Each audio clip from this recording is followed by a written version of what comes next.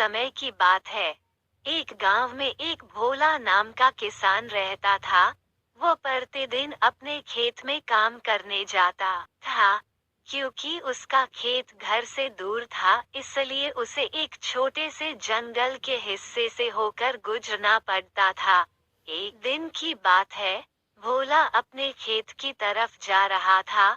अचानक उसे जंगल के बीच कुछ हंसने की आवाज सुनाई पड़ती।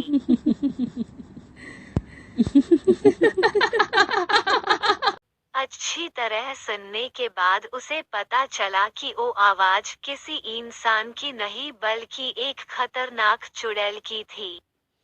जब तक भोला को कुछ समझ आता तब तक चुड़ैल भोला के पास पहुंच गई और उसे खाने के लिए बोलने लगी।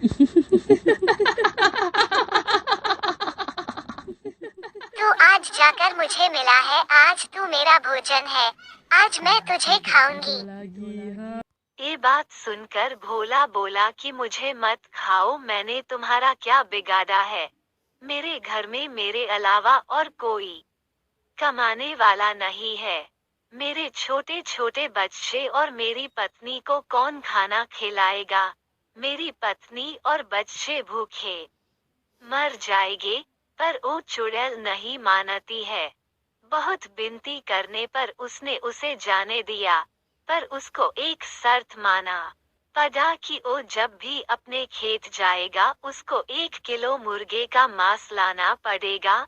और भोला उसके शर्त को मान लेता है और वो खेत ना जाकर सीधा घर आ जाता है। और घर आकर वो अपनी पत्नी को सारी बातें बताता है। तब उसकी पत्नी ने एक तरकीब निकाली। उसने कहा जब तक फसल काट नहीं लेते तब तक उस चुड़ैल को मुर्गे का मांस देंगे। फसल कट जाने के बाद हम उस खेत को छोड़ देंगे।